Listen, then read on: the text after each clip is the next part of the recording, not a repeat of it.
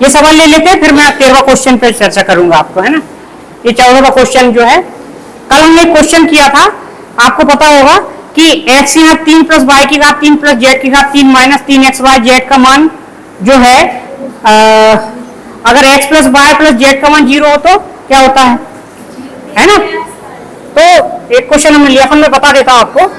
हमें पता है कि अगर x plus Y plus z का मान अगर 0 हो जाता है तो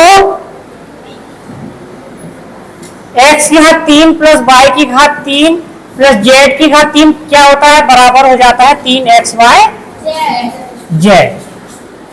है ना। तो इसके अनुसार हम इसको सवाल को सॉल्व करेंगे।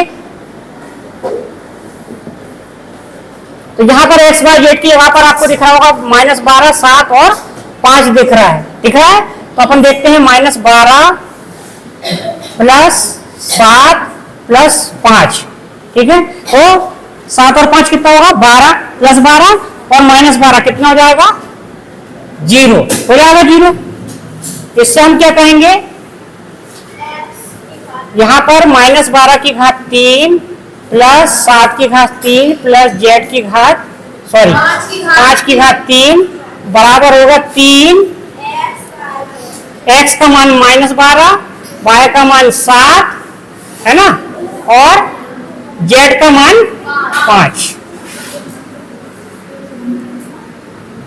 तो देखिए क्या होगा, इनको अगर हम सभी को मल्टीप्लाई करते हैं तो कितना हो जाएगा, 12 3 36 माइनस का 36 हो जाएगा, और ये हो जाएगा 7 अपना 35, है ना। अब 36 और 35 का हमको इंटू करना है, तो यहां पर हम कर लेते हैं। 5 6 30, 5 3 15 और 3 18, 3 6 18 की 8, हाथ की 1, 3 3 9 और 1 10। ये आ गया 1260 माइनस 1260। तो यही हमें ज्ञात करना, समझ में आया आपको। इसमें सर्वसमीका जो है, सर्वसमीका जो है इसमें ये लग रही है आपकी कि x यहाँ 3 प्लस y की घात 3 प्लस z की घात 3 माइनस 3xyz, है ना। तो इसमें x plus Y plus Z bracket में X square plus Y square plus Z square minus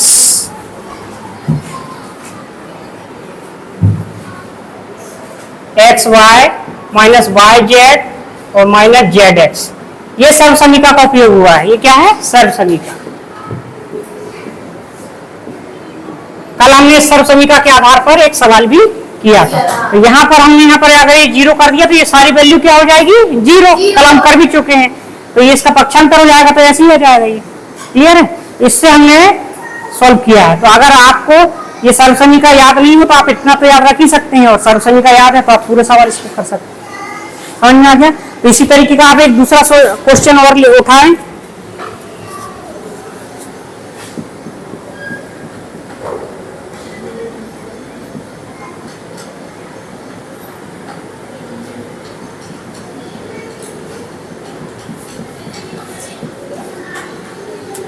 आपको ये वाला क्वेश्चन करना है इसी के जैसा, होमवर्क में नोट कर लें। नहीं, अभी होमवर्क में कर लो उसको।